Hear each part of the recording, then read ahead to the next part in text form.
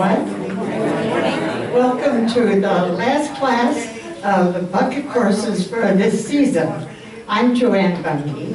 If you will take a moment to silence your cell phone and turn on your tea coil, we will be ready to go this morning. I had a gentleman tell me some time ago that he comes to the bucket courses for the cookies and stays for the classes. I think there might be more than one of you who feels that way, and I want to introduce to you the person who is responsible for all of these marvelous cookies that we've had all this season. As you know, Mayflower caters our refreshments for us, and Jean Lewis is our cookie baker. Jean,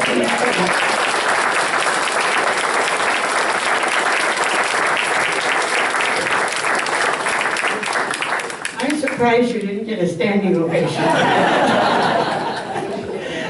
To thank you just a little bit for what you do for us, we have a bucket of thanks from Bates Flowers by Design. And we also have a gift certificate from the Pepper Tree so that you can have an evening out of the kitchen. Thank you so very much, Jean.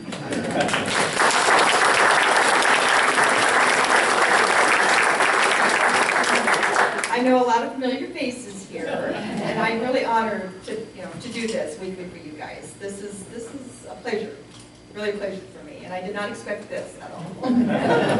Thank you. You made it a pleasure for us. Thank you. You will notice that you have the suggestion sheets on your chairs this morning. That isn't a requirement, but if you would like to make a comment or a suggestion about this bucket course or any bucket course in the future or in the past, please let us know. Now, we can't always, we pay very close attention to it, we can't always answer all of your requests. We've had a request to make the 10-minute break longer and a request to cut out the break altogether. So it gets to be a little dicey. But if you're interested in filling that out, you can do so and just leave it on the table in the hallway, either at break time or when you leave. Now, while Grandma and Grandpa Kaiser are in Washington, D.C., spoiling their grandson, we were very fortunate to find someone who could continue our theme of Grinnell history, and that is Byron Hueftle-Worley. You may know Byron from the City Council. You may know his spectacular artwork. And there isn't anything that goes on in the town of Grinnell that needs redoing, repairing, or artistic talent that Byron isn't connected with. You may also know him as Nisha's boy, which gives you a clue as to where he gets artistic talent. He is going to talk to us today about the Grinnell Cyclone of 1882, and I'm delighted to introduce him to you, and I know you're going to enjoy his class. Byron.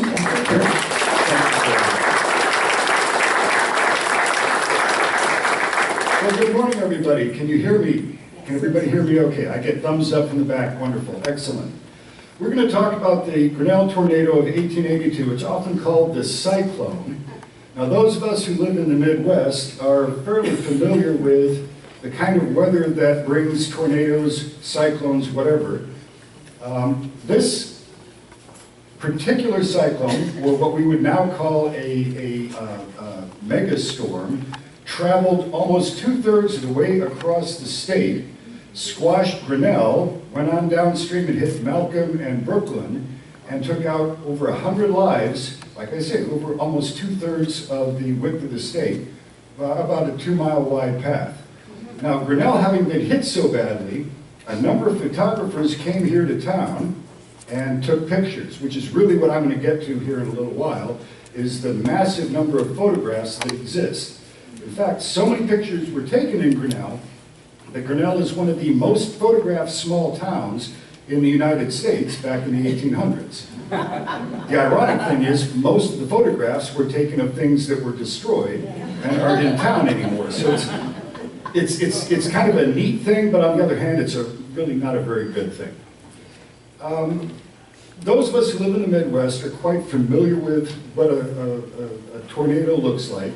We've seen plenty of pictures, we've seen the weather, we've listened to the weather reports, and many of us, I think, have probably spent fair amounts of time in our basements, which is still the safest thing to do.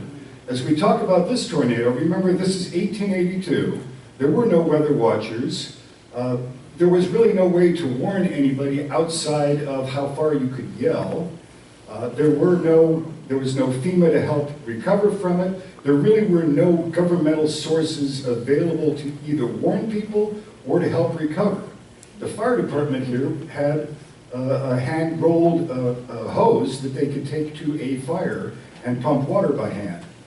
That really wasn't any good for a disaster of this magnitude.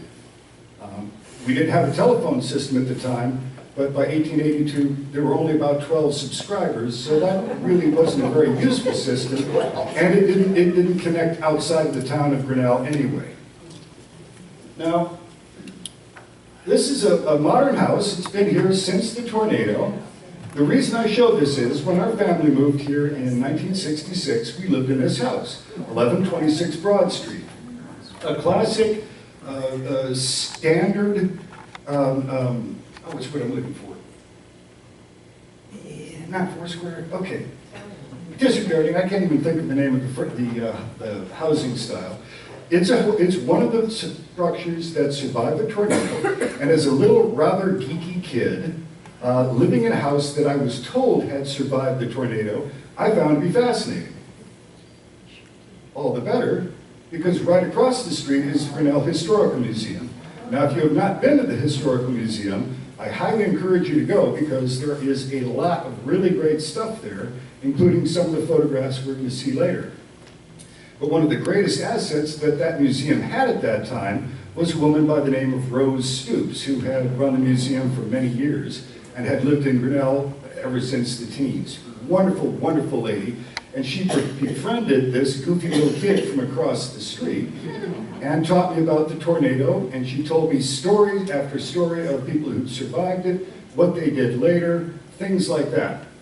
Now, unfortunately, at the age of 8 or 9, I didn't write much of what she said down, so we have to rely on some of the later documentation. Grinnell in the 1880s was a standard small town.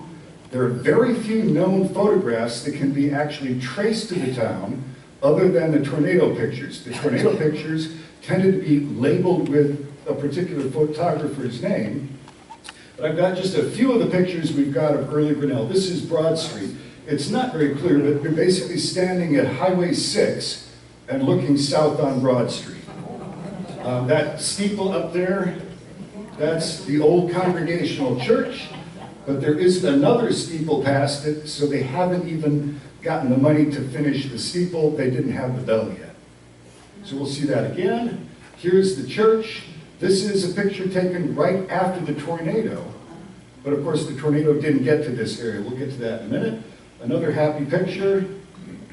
Oh, I keep having to point at the wrong thing. This is 4th Avenue. This is a great picture of what our downtown looked like. This is 4th Avenue, the primary commercial district in town, in the fall of 1882. This is the north side between Broad Street and Main Street. That'll just give you a little bit of an idea of what the town looked like at the time. We have no real pictures of houses or anything like that before the tornado. We have to get into the tornado for that. This is the one house I do have a picture of. This is now the Christian Science Reading Room over on Highway 6. This is before it got moved a couple of times and before all of the fancy gewgaws and huge chimney got moved. But this is a picture that I think just sums up the small town decoration that people really liked if they could afford it. Is that a cemetery? No, that's just the yard. That's Spencer's house. Yeah, and let's, just to touch on that, that's a very good question, a very good point. When the town was laid out, if you look at most blocks now, you'll see that there are 6 houses lined up along the block. There'll be 6 lots there. The town was laid out with 6 lots, but the goal was to have each homeowner buy 2 lots. So there would only be 3 houses per block. And the idea was everybody would have a garden, everybody would have a couple cows, and maybe a pig or 2. Because it was assumed you had that kind of thing going on in your that's how you help feed your family, even if you're fairly wealthy. Later on, people sold off those intermediate lots because they weren't doing so much gardening, and house prices, land prices were getting higher. It wasn't until about 3 years before the tornado hit in 1882 that the city of Grinnell outlawed free-range cattle and hogs in town.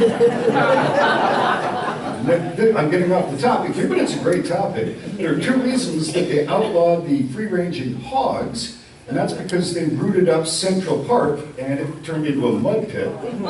And they outlawed the free-range cattle because they had a tendency to walk on the wooden sidewalks, break the wooden sidewalks, and then the city had to pay to repair them. The fact that those 2 types of animals pooped everywhere really didn't matter because the horses were doing that anyway.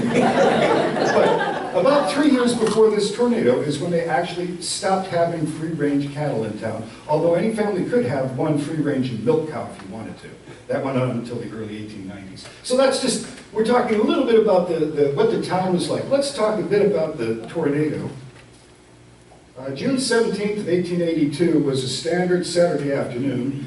The kind of day we've all seen where the sky gets that kind of funny greenish cast.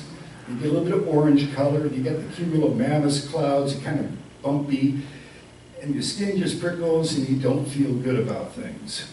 That went on all day. People were on edge. They knew what the signs were, even without a weather department to tell them that they should get indoors. Around 8:45 in the evening, the sky started to darken in the west, and the cyclone poured in, and it swept a path through the northern part of town. I'll show you that in a minute. But like I say, this was a massive storm system that had already come almost halfway across the state just by the time it got here. It had numerous tornadoes that would intertwine and mix together, join back up, skip over things. And when this hit Grinnell, there were 2 funnel clouds. One came in from the southwest and was sweeping to the northeast. The other one came in a bit from the northwest, hit it, they joined, and then the storm turned south. Now I can't really get up to the map to show you this, but the first tornado came through. Let me orient you. Here's Prairie Street, Prince Street. This is 6th Avenue. This is Grinnell of 1878. The town largely stopped at 6th Avenue.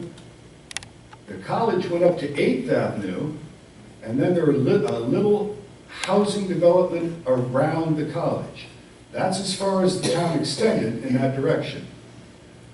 The first tornado came through, smeared across, and went right along 7th Avenue. The second tornado came from the north, hit them about in the block between 7th and 8th and Broad and Park. They then hit there and swept down to the southeast, taking out the college buildings that were right here and taking out that edge of town. And then it continued on through Malcolm, Brooklyn, and well over 100 miles farther out to the east. So that's the crucial part of the town that was hit. The actual downtown of the town, here's the Central Park. The business district was centered, as I said, right around Commercial Street and 4th Avenue. This tornado ripped through here, and the businesses that were still open, because most businesses were open till 9 or 10 on a Saturday night, the business people downtown didn't even know something had happened until survivors from 2 blocks away started trickling into the downtown, battered, bloodied, and crying because they had just had a major event happen to them. The tornado that came, once the tornado joined together, The actual storm track was approximately a quarter of a mile wide. That's roughly 2 city blocks. The actual devastation area was about 300 feet wide, a little bit less than 1 city block. In that central core of the tornado, every house, everything was demolished completely, and then the damage lessened as you got out to the side of it, eventually dying off. So, we've got basically the north end of the town being essentially smeared flat along that line, okay? In the end, the town lost at least 38 people killed, though the numbers are reported as high as 150 in different sources. It's very hard to get a track on it because the records were not kept very well. Even going to the Powashik County records, where you would think all the death records would be kept, many of these deaths were not recorded for 20 or 30 years after the tornado. So it's kind of hard to get an absolute accurate count. And in total, 75 homes were utterly destroyed, and somewhere over 150 were damaged. And we'll see some photographs of that as we go. Once the tornado hit, of course, there was no way to get aid to anybody other than neighbor helping neighbor. There was a telegraph system. Telegraph calls were put out for aid, and by Sunday morning, aid was starting to roll in. And this is in the day where everything came in by train. On just that Sunday, over 3 dozen special trains were dispatched into Grinnell, bringing doctors, bringing help workers, but more than anything, bringing lots and lots of onlookers and tourists. It's reported that there were over 10,000 out-of-town people in Grinnell the day after the tornado. Many of them wandered around and looked at things. Many were looking for souvenirs. Many of them were posing for photographs for some of the photographers who showed up. And many were simply here to loot. And throughout the entire storm track, over 2/3 of the state, there were looters who showed up any chance they could to find what they could steal. In fact, there's a great story of one of the jewelers in town who was open on Monday, the Monday after the tornado, and one of these out-of-town folks came in and tried to sell him a piece of jewelry that he had found in a farm field. He had simply looted it. The difficulty was he was trying to sell the piece of jewelry to the jeweler who had given it to his wife the previous year. You can't make this stuff up. It's wonderful. But there were thousands of people who came to town. Many of them helped. Many doctors came from many other communities to help the hundreds of injured people. But like I say, a lot of people were simply here to get away. The next one, pointed the right thing. One of the interesting things of this disaster was that it caught national media attention. This is Harper's Weekly. There's a fairly large article in that. The New York Times covered it. Most of the eastern newspapers from Chicago on east carried at least a column description of the destruction of Grinnell. Frank Leslie's Weekly Illustrated was one of the really big, what we would call them a tabloid today, but that was the news magazine. I mean, that was what people used to get their stories and get illustrations, because these magazines had artists on staff where they could get local sketches made of something, and then they could do a wood engraving and actually get the pictures out and have some chance of having it look sort of like what actually was happening. Scientific American, which at the time was a much more broad scoped magazine than it is today, and it was also a weekly magazine, had a very large article on the tornado, and then followed up in the next year or so with several articles talking about tornadoes and talking about how you could mitigate them. One idea was bring your town with cannons, and as a tornado's coming, shoot cannon shells into it, and it would somehow disrupt the winds, or I don't think they ever really tried it very well, but it sounded like a neat idea. So there are some illustrations of what the tornado looked like. This is from the Leslie's, I believe. this is actually a set of drawings made out east from sketches that were made in town and then put on an express mail train all the way out to the east to try to get it into the paper as quickly as possible. And as we'll see the college, you kind of can see that a little bit. Some of these buildings will actually make some sense as we look at some of the photographs later on. I'm not going to come back and exhaustively compare them because there's really no point to it. One other great picture, if I point at the right thing, this great disaster picture, which has absolutely nothing to do with the town, but it is clearly labeled as the Great Grinnell Cyclone, and a true depiction of what's happening, even though it obviously has nothing to do with us. But it's a great picture, it's a good thought. The neat thing about this information, the Eastern media covering this so completely, is that once the tornado was over, the town had to recover. There was no FEMA. There was no state fund that could come in and help pay for these things. Everything had to be done strictly by donations. The Governor Sherman of the state of Iowa, called for donations from any source he could. J.B. Grinnell, who was one of the founders of the town, and some of the other folks of the town who were so prominent, traveled throughout the East Coast and nudged people to get money. Of course, J.B. had been in Congress for a while before the Civil War, so he was able to, he knew people that he could twist their arms, and his biography, Men and Events of 40 Years, has an extensive section, there's a word for it, there is an extensive chapter in his autobiography talking about going around and twisting people's arms to give money to both the community and to the college. The upshot of this was that within 4 years, this little two-building college, which had been utterly destroyed, was rebuilt as a 4-building college with Alumni Hall, which was paid for largely by alumni, Chicago Hall, which was paid largely by people from Chicago who remembered the 1871 fire and wanted to help donate back to other causes because they had benefited so much after their big fire. There was Blair Hall, named after a businessman who gave $16,000 from New Jersey. And there was Goodnow Hall, who, Goodnow being an industrialist, helped pay for both that hall, which is the one remaining on campus, and paid for Mears Cottage, which was the women's dormitory, the first place for women to be other than just living in homes with folks.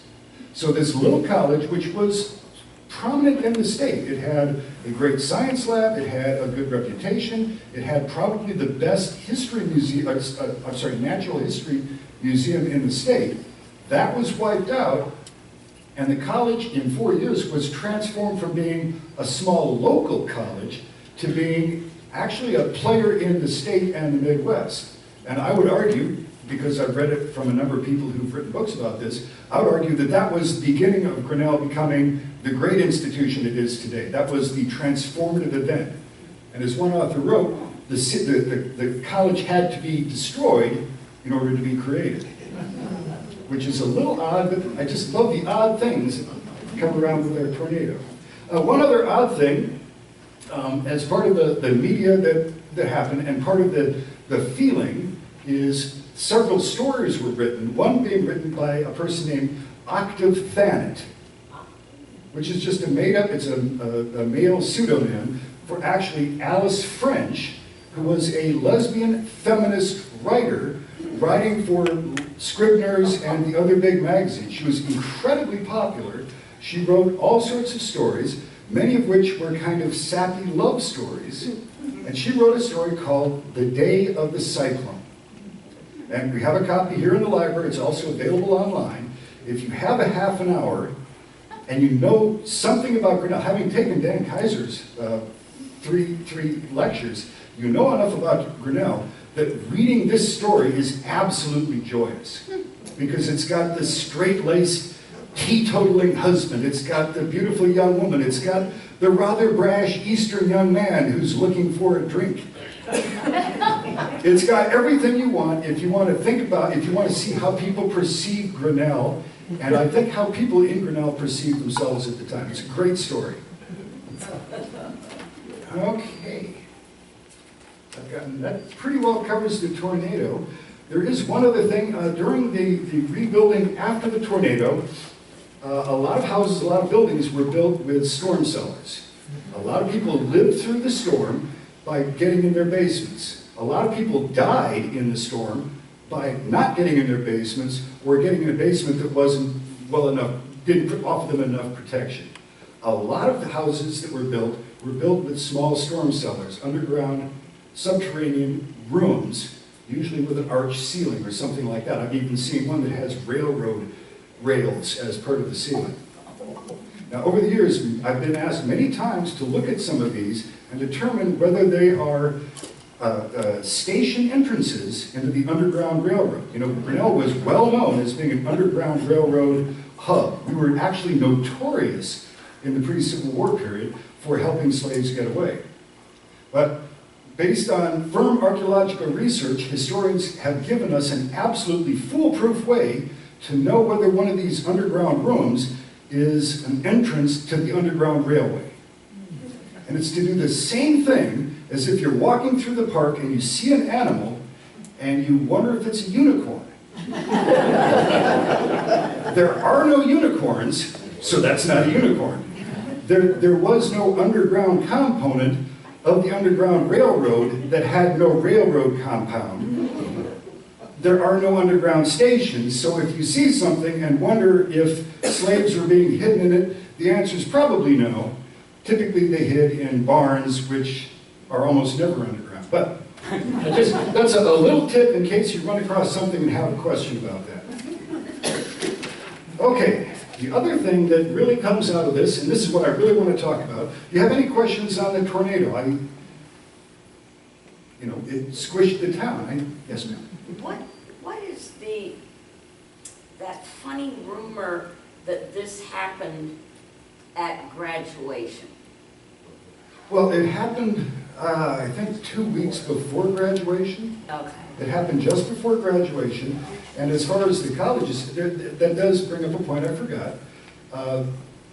President Magoon, who was the president of the college, was apparently a very straight-laced person. And I'm using that in a very polite way. He sounds like somebody I'm really glad I got to go to college under George Strait, not this guy. No offense. And George is great. But this guy was a real blue-noser. And some of the students, a large group of the students, wanted to go to Marshalltown this Saturday afternoon to play in a baseball game. And President Magoon absolutely forbid it, said, no, you can't go. So, George, you're here. What would college students at Grinnell College do if they were told, you cannot go to that baseball game? There you go. They went to the baseball game, and then shortly after that, the college was hit by the tornado, and one of the buildings, as we will see, was absolutely flattened to the ground. It was a 3-story building, it was completely flattened, and President Magoon, thinking that people had actually listened to what he said about not going to the game, he went there thinking over 35 students were buried there. And he was calling and calling for people to come and help dig them out. And the survivors were standing there saying, they're not under there, they're in Marshalltown. So, but yes, it was just before graduation, and Magoon actually had moved graduation up so that the students could vote in the Prohibition Act to keep beer from being legalized. They actually moved the graduation date so that the students could go vote against beer. I'm guessing that today, the students probably would vote exactly that way. Exactly. Okay. Let's talk about some of the historic photographs, and these come in several different types. One is going to be the stereo view that I'll get to. The other one, which is much less common, are the large format, what we would just call a photograph today. So I'm going to show, I keep pointing this at the thing there. This is the college, approximately 1881, about a year before the tornado. You have 2 buildings. This first one is called Brick College. Big, beautiful building. And then back behind it, step back, is Stone College that has the cupola up on top. Okay? And there had been a couple of previous buildings, one of which burned down. The college had had a bit of a rough go of it, but the entire college fit into these two buildings. Quite a few students actually slept in the classrooms. The basement of the Stone College was the scientific lab, and it also housed the Natural Science Museum. But you had classrooms, you had different facilities, very few offices. The faculty really didn't get nice offices the way they do these days. Everything happened in these two buildings. Now, once the tornado hit, we have a slightly different view of it. The brick college is completely flattened. It's on the back side there. This is actually from 180 degrees from that last picture, and this is the Stone College. It was apparently more sturdily built than the brick college. It wasn't knocked down completely in the storm. However, vials were broken down in the basement, and the assumption is that one of the vials contained something along the lines of phosphorus. A fire broke out, and during the night, with sheets of rain, while they were still trying to figure out where students were, the entire building burned out, and of course there was no fire department that could do anything about it at the time. So both buildings were complete losses. This is a view from kind of that first angle where we saw the two buildings whole. We see the remains of the brick college here completely flattened, and then the burned out stone building. Now remember, this is right on Central Campus. This is a stone's throw from where graduation is held. It's right there on main campus. Slightly different view showing the ruin of the college. Oh, I'm sorry. I got a little out of order. Let's look at larger. These are going to be some views of generalized destruction. Then I'm going to click back and we're going to take a look at certain houses and properties in town. And then we're going to take a look at some of our plan for what we're going to be doing with that. I see that it's about time to take a break, so we're going to start wrapping towards that. Let me go through some of the large format pictures. These will just give you a generalized idea of the devastation. Most of these are taken along that main storm path, looking at the overall destruction, not individual buildings. This is the edge of the storm. This is on the west side of town. I'm still working on locations for some of these. But that'll give you a generalized view of what happened. A little bit clearer view, you can see that there are buildings in the background. They would have been on the edge of the storm path, and then everything in the main part of the storm path is absolutely chewed to a pulp.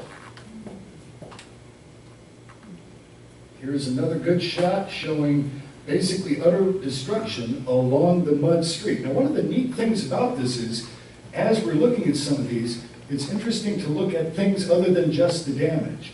We'll get to a couple here and look at how people mowed their lawns. We'll look at we can see a number of interesting factors that are simply not available today. Here's the college in the background, and the damage along, this is basically Broad Street. And this is a little bit farther to the west from Broad Street. This appears to be a place on Main Street. Again, I'm still working on it. So these will give you a generalized just sense of the utter devastation of the main storm path. Next thing we're going to do is go to stereo views. I think that's a good place to break, so let's go ahead and take a quick break now, and we'll come back and talk about some of those, okay?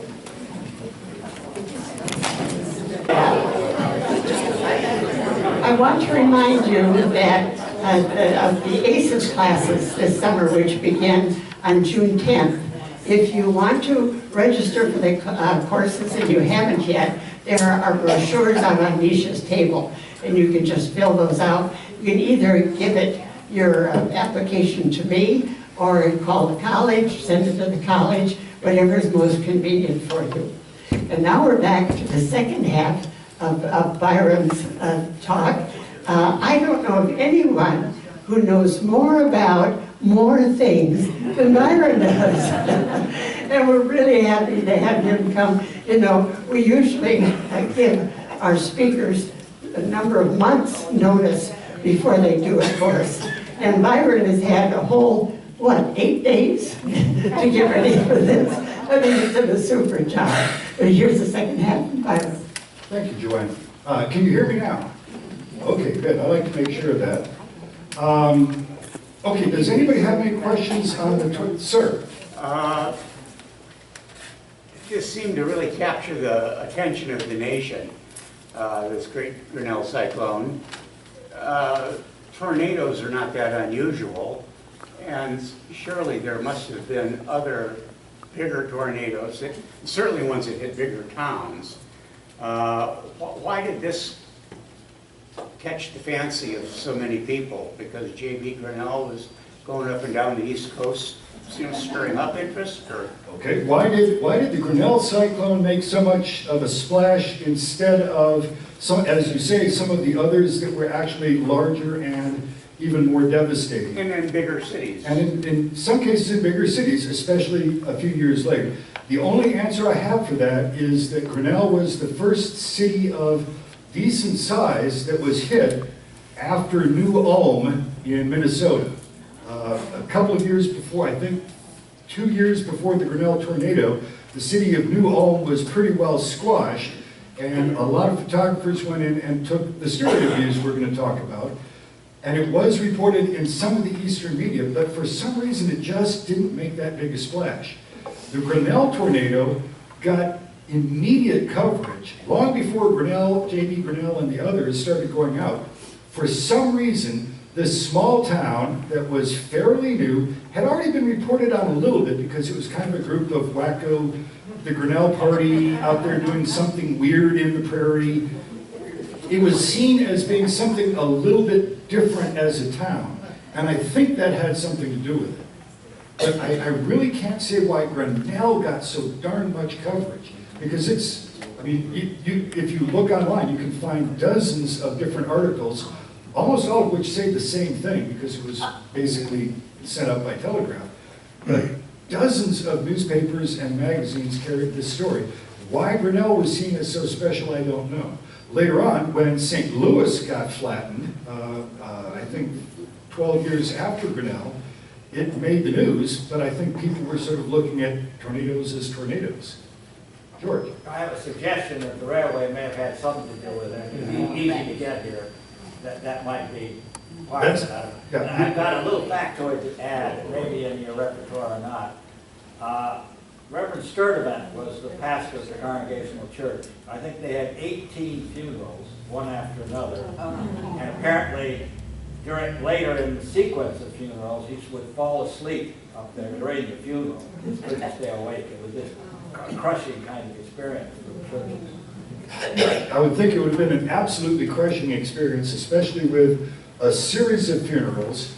And as you say, there are, even by 1882, there were two crossing fairly major rail lines coming into Grinnell. So there was easy access, and both rail companies were quite willing to run extra special trains to bring people here. If they could sell tickets, they were going to bring people here because they knew they could get them back out.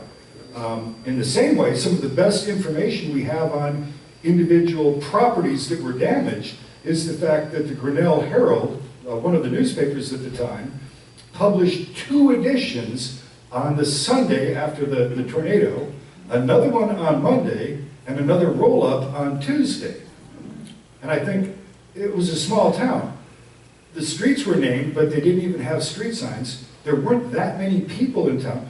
Why did you publish that many newspapers? Oh, I did say something about thousands of people being in town, most of whom would have wanted to buy a newspaper to take as their souvenir if they couldn't find something in the mud that they could loot. But I don't mean to cast aspersions on everybody.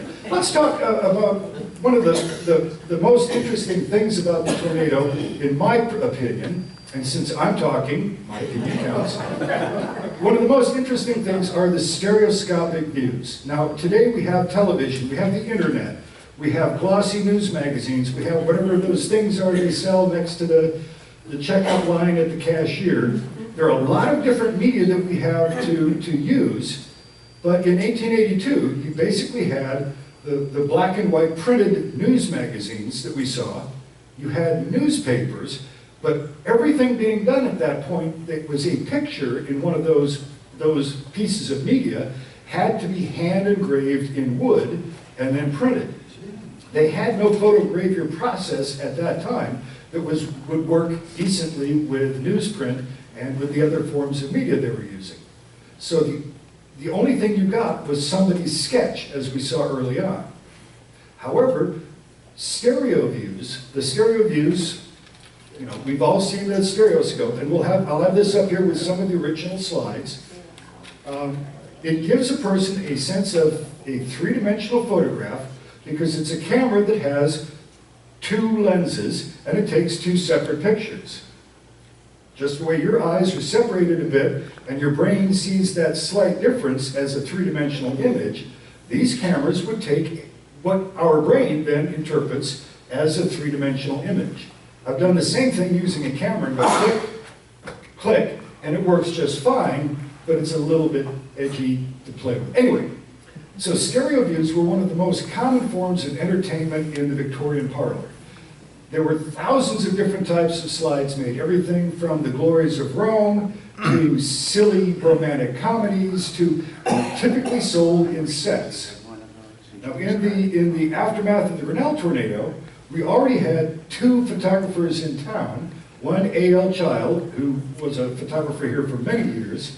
We had a fellow by the name of Babcock, who ran a studio for a while, and apparently borrowed Child's stereo view camera. In addition, we had a fellow by the name of Cross, who came from Des Moines. He was a very big concern and did over 57 views of the tornado damage, and then did a good job labeling them, which most of the others didn't do. We have pictures by Child that is a damaged house. We know it's Child, we know it's this tornado, but who the heck knows where it was? Mr. Cross did a very good job of labeling each picture so that you could figure out where it was. There was a fellow named Warrington out of Oskaloosa who was absolutely horrible about labeling his pictures. A fellow by the name of Lovell from Davenport who did a pretty good job of labeling them on the back with a list of names. He just wasn't always very good at labeling, marking off which picture it was, but you knew that he'd taken it. A fellow named Hall from Monroe, who may have taken pictures or he may have just copied some of the others, it's kind of hard to say. And then a very famous stereophotographer from New York named Charles Bierstadt.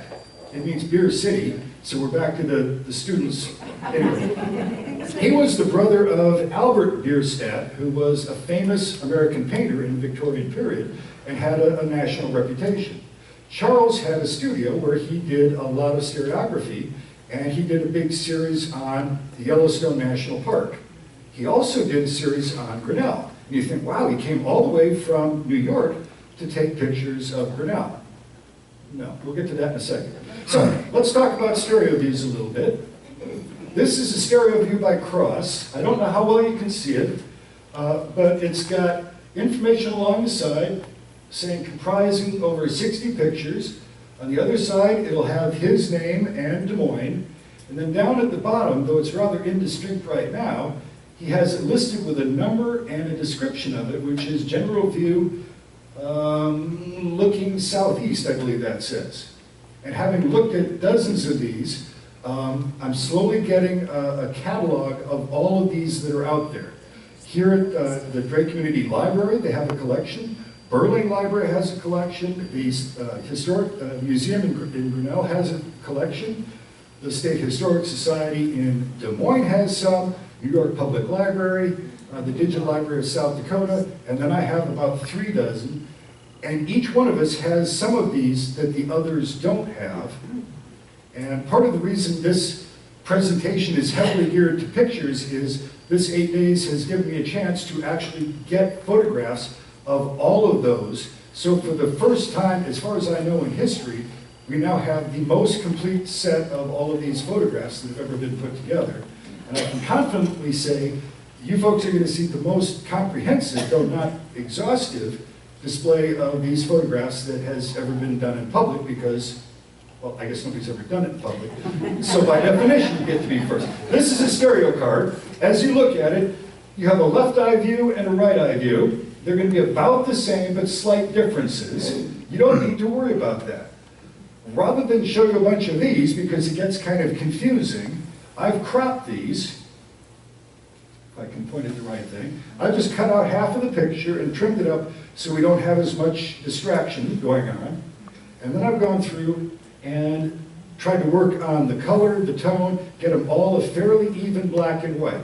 So what you're looking at is a very broad range of pictures, some of which are better or worse as far as how they were taken.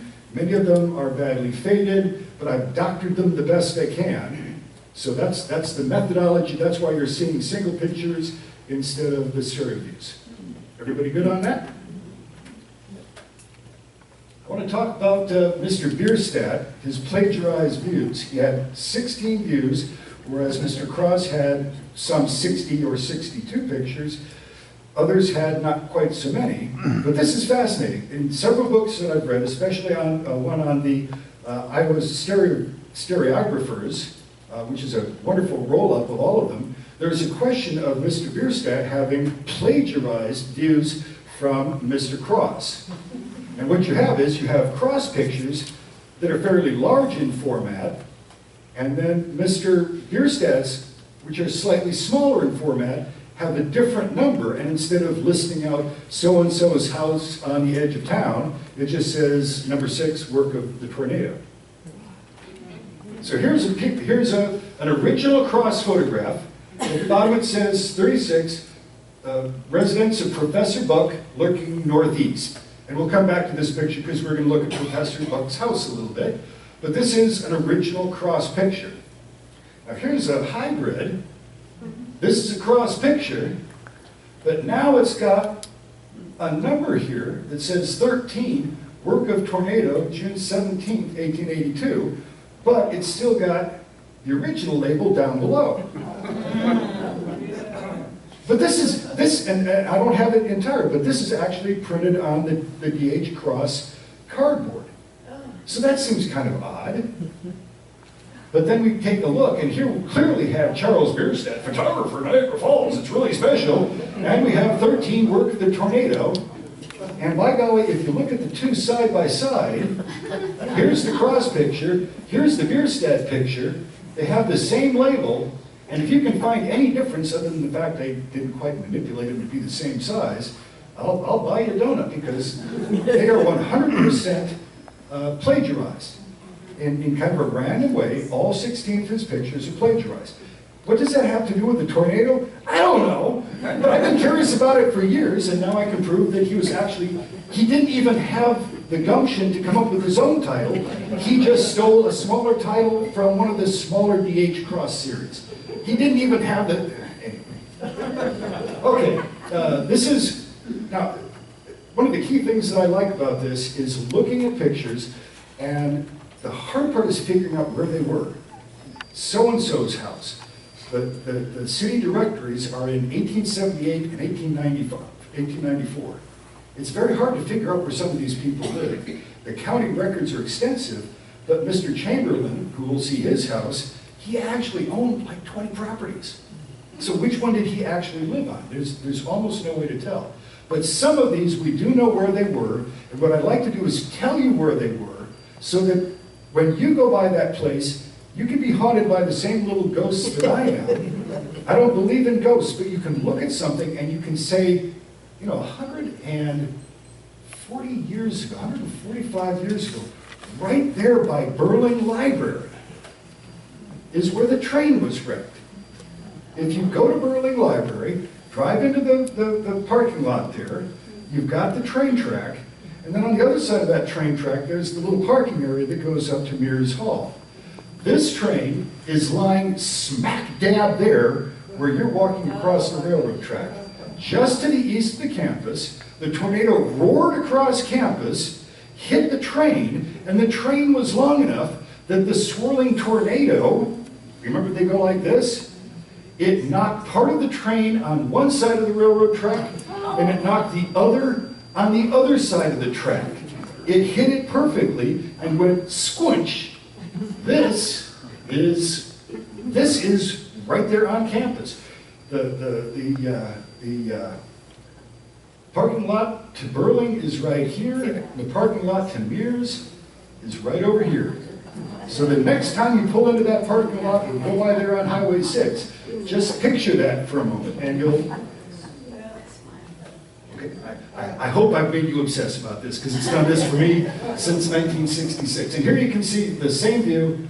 You've got the train thrown in different directions and the train company, this is the Central Railroad, they already have one of their derrick truck cars here trying to right the tracks, trying to right the trains and get them back onto the track and get them cleared out of there.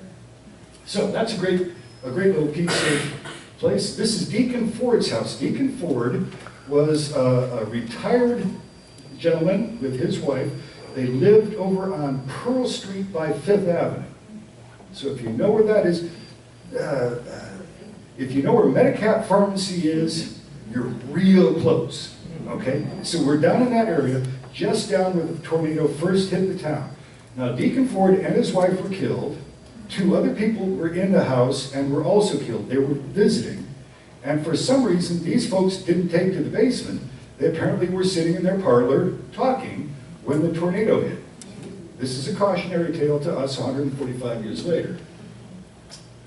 And these are just destruction views, but this was one of the more prominent casualty locations. So several different photographers took pictures of it. This is Cross's picture. Here's a different Cross view with, I believe that's the back side or the underside of their piano in the background. And then this is, yep, still the same damage, but again, we start seeing the little the gawkers sitting around, you know, as you take pictures. There were so many people around, we couldn't help, and most of those people, I think, stopped and posed to get their picture. So, and then this is the actual basement where they should have been, but if you look at it, this big right after the storm, does make you question whether it would have done them that much good. Like I say, cautionary tale. If you're going to live in Iowa, it's good to see these. Okay, Professor Buck's house. This is Samuel J. Buck. He was the surveyor for the community, and he was also a professor at the college. He did a lot of really great things. I don't want to give you his full biography, but their house was on Broad Street, just north of 8th Avenue. Remember that the town stopped just north of 8th Avenue. So his house would have been almost, not quite in the center of Broad Street, on the north side of 8th Avenue, because the town ended half a block north of that. At the time, they didn't think the town would go any farther north. Once the tornado came through, Professor Buck gave his land to the city for the street, built his new house in what's now a vacant lot, and Main Street, or Broad Street, went on north for the first time ever. So, if you're on 8th Avenue and you're at Broad Street, this is right there on Broad Street. On the east. Yeah, On the east. on Broad Street, just north of 8th Avenue, but just a little bit off the center. His house was actually where Broad Street is. He rebuilt, he and his wife rebuilt farther to the east. Yeah, they had to move out of the way for the street. And obviously it was quite a fine and fancy home at the time. One view, here's the view. This is actually from the south side looking up into the building. And of course you've got all the wonderful gawkers and onlookers posing, yes, there is a word, posing.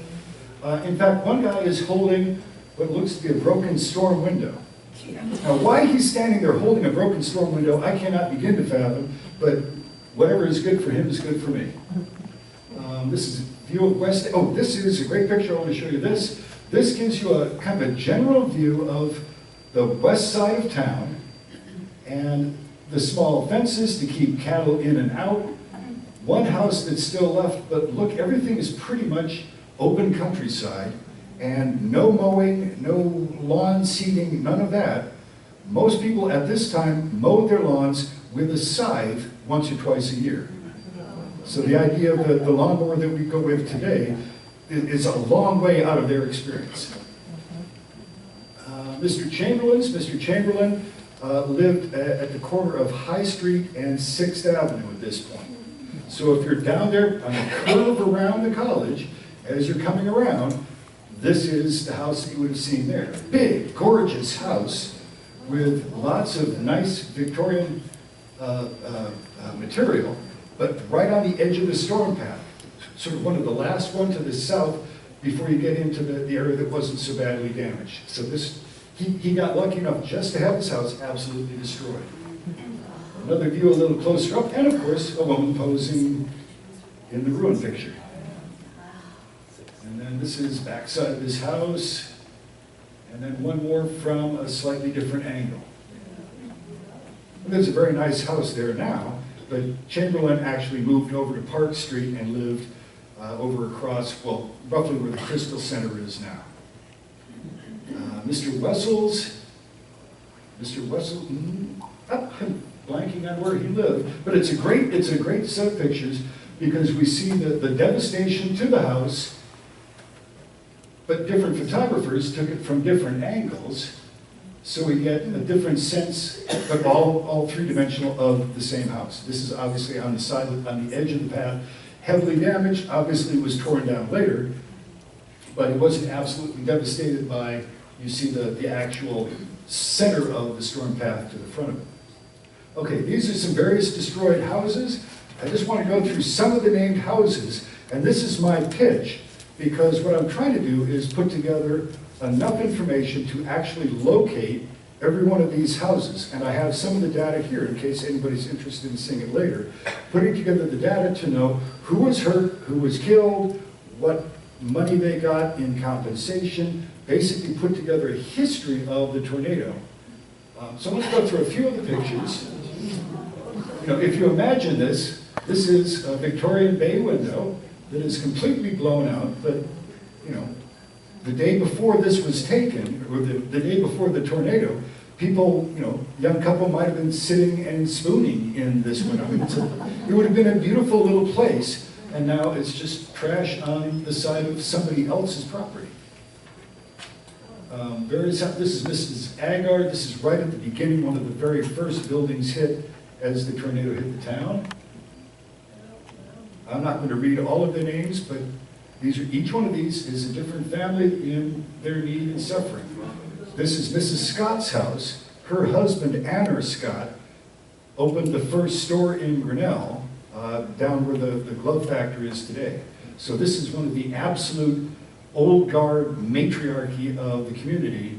And as you can see, the house has at least been boarded up shortly after the tornado had hit. Pieces of badly damaged houses.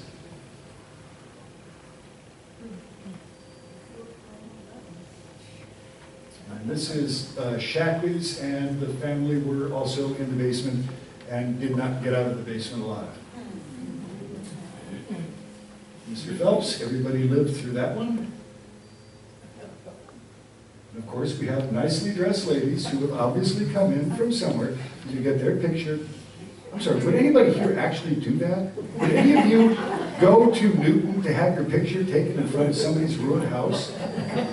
Would it even occur to you?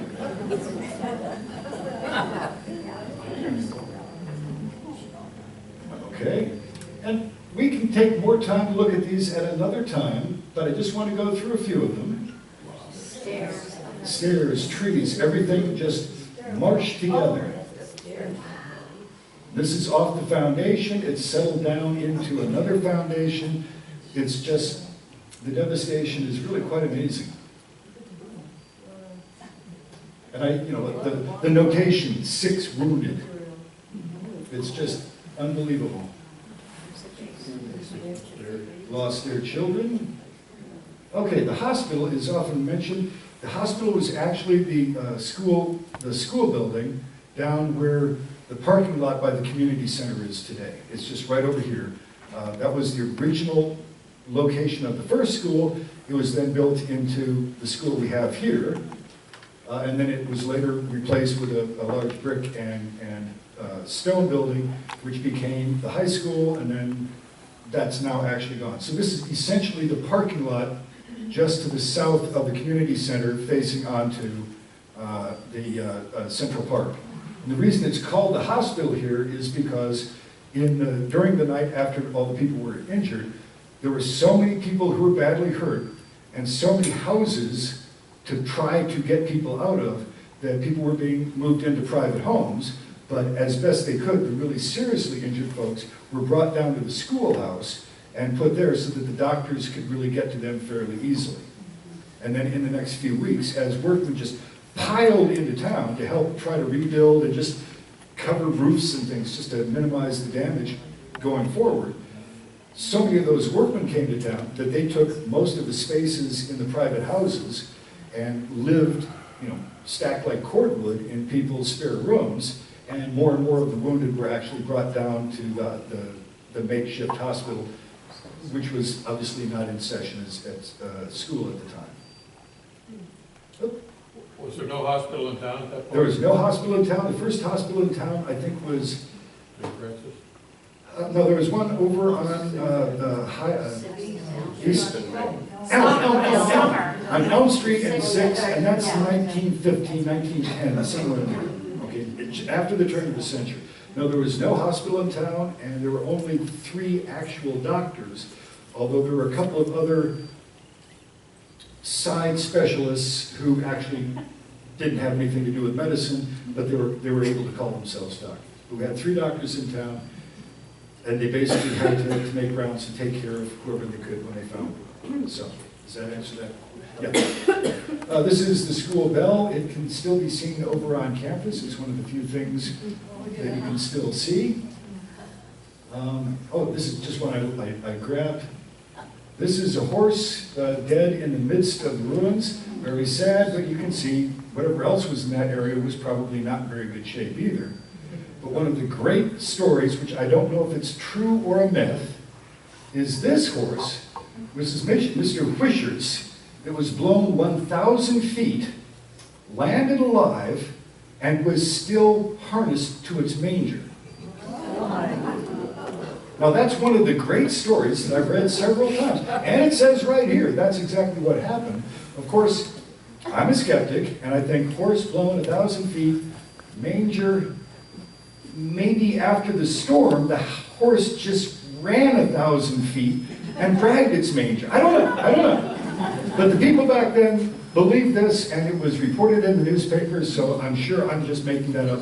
I'm sure it's actually a miracle that that particular horse survived.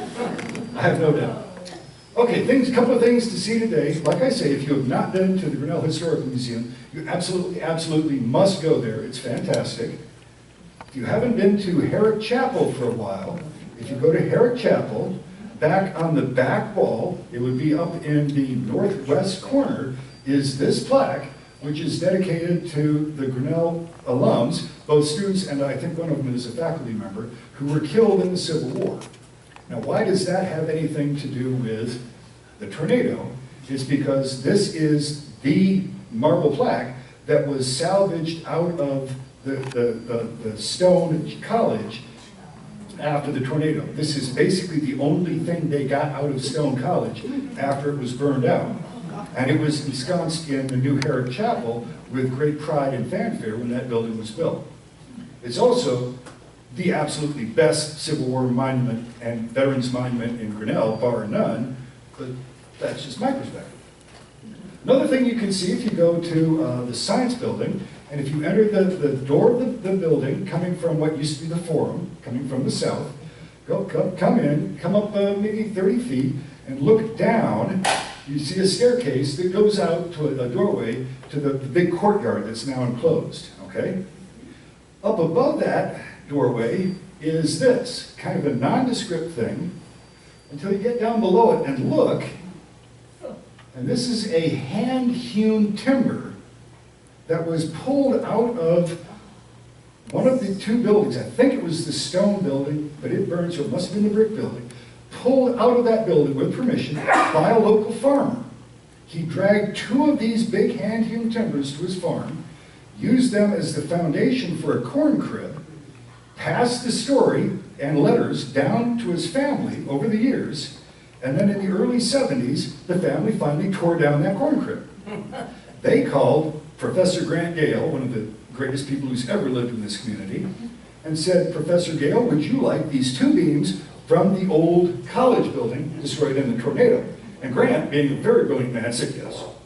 And he took them, and as the science building was being rebuilt and added to, he put together the most magnificent collection of scientific instruments that you've ever seen in a small community. So if you haven't been to the science building and seen Professor Gale's last 5 years of work putting together this magnificent display, you've got to go there too. But you can also see one of the beams left over from the college building that's still hanging there. And he had that placed when the building was redone. Now you might ask what happened to the second timber. What happened to it? Well, Grant called me and said, Byron, I've got 2 timbers, I'm using one. You want the other one?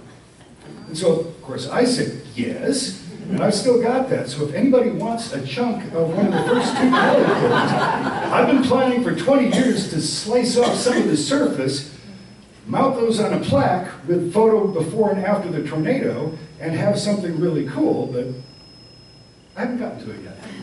Okay, this is my favorite picture of all the stereo tornadoes. This, you see, is a Victorian house. You see all of the workmen. Now, these aren't your typical yahoos standing there in their nice suits. If you look at it in a nice clear picture, this fellow's holding a saw, this guy's holding a saw, this guy's got a hammer, this kid here, I don't know what he's doing. This guy has a saw, this guy has a level. They're all workmen working on this building. Now, if you can see it, all these windows are shattered out. This is a building that was on the edge of the tornado track. It was damaged, but not destroyed. And the cool thing about it is, that's Dr. E.W. Clark's house. He was mayor, he was school board, he was on the council, he was a state representative, he was a state senator. This is the coolest guy that Grinnell produced. The old fountain, the E.W. Clark fountain, is actually for this E.W. Clark because he's the one who pushed a water system into the city. We didn't have it. Everything was buckets out of mud wells. He is the one who got the city to put in a water system and then, oh, by the way, a sewer system to get rid of water once we used it. So this is a really crucial guy. And where is this house? That's 1126 Broad Street, where I lived as a kid. And that brings it all back around. And what is it? What goes around? Like a cyclone. Anyway, folks, that's my presentation. I hope that was a bit of fun. Can I ask questions?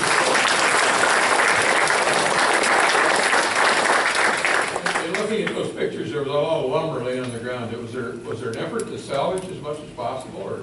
There was a lot of lumber lying on the ground. You're absolutely right, and there was an effort. In fact, if you go down the basement of this house, you'll find out that the joists, which typically are nice chunks of wood, in some places are broken with another piece with broken ends sistered up to it and nailed in. They reused everything they could. There isn't a record of how much, but I have looked at some of the storm-damaged houses, and they tend to be cobbled together pretty roughly with whatever they could find. Because lumber was costly in those days. Lumber was, yes, the comment was lumber was very costly. It certainly was, and it all had to be shipped in by rail. And they were very busy bringing gawkers and looters in. They didn't have room for lumber. Selling newspapers. There was another question in the back. How many Grinnell students were killed, and also how many whole families were wiped out? How many Grinnell students were killed and how many whole families were wiped out? The information I have is that 2 actual students were killed. And as far as families, there were only a couple or 3 families that were utterly wiped out. Most of them were, several people injured and 1 or 2 killed. There were only a couple, I think 2 households where they were sitting in the parlor when the tornado hit and they were right in the middle of it and they never had a chance. Most people at the time had gotten into some kind of cover. There's the fellow where the entire family was down in the basement. They all survived. He went upstairs for some reason and got sucked out a window and blown a couple hundred feet. he didn't survive. So, not that many families were utterly wiped out. Question in the back. Was there such a thing as insurance at all in those days, that anyone would have insurance? Was there such a thing as insurance in those days? There certainly was, and the records that I've read and the newspaper articles I've read indicate that exactly one home in Grinnell had insurance on it. Now, while we're talking about insurance, I'll point out some of these stereo cards that we've got now, printed on the back, maybe where they were taken and all of that, but quite a few of them will actually have insurance company labels on the back, because the insurance companies were selling insurance based on, look what happened to them, that could happen to you. And in fact, we had something like half a dozen insurance agents in Grinnell just a few years after the tornado, because people started buying insurance and they started putting in storm cellars. So insurance became very interesting in Grinnell after June 17th of 1882, but apparently almost no interest in it whatsoever before that. So that's what I have on insurance. Are there any other questions, folks? I just have a statement. Because after reading Joe Wall's book, he talks about all these different people that reached out before, and I think that besides the railroads, the word got out faster because there were so many working out to keep Grinnell alive, and I think that helped too. I think you're absolutely right. That, like you say in Joe Wall's book, he talks about the number of people trying to keep the community alive after this event. I think you absolutely have it there. People were desperate to keep it going. It was a created community.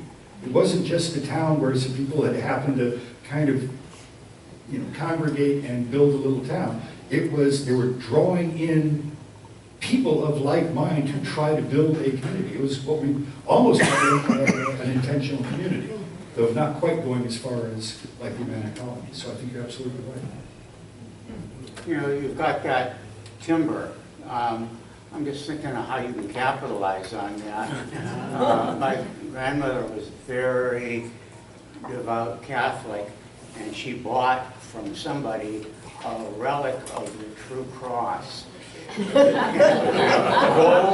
very ornate little reliquary. And when she expired, I inherited it, and I was teaching fourth grade Sunday school, and I thought that the Sunday school kids would enjoy seeing a piece of the cross. Jesus. A reliquary, using a part of that beam as some type of memento, I think is a neat idea. One thing I have, we'd probably all buy one for $5.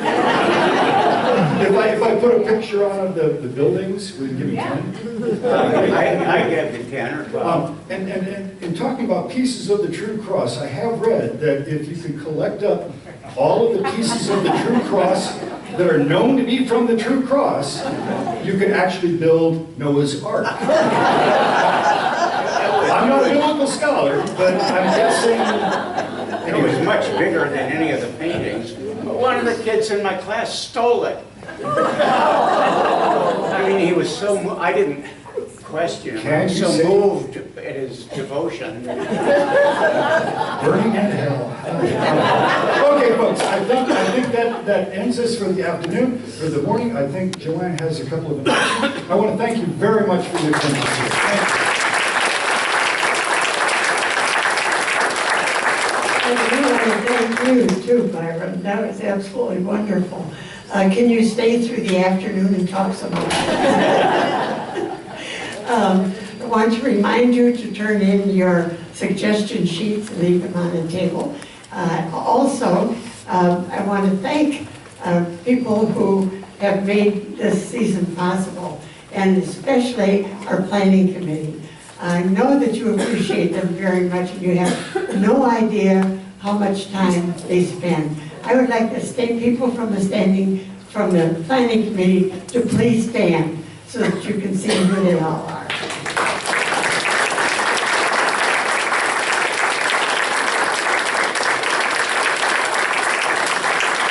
Thank you.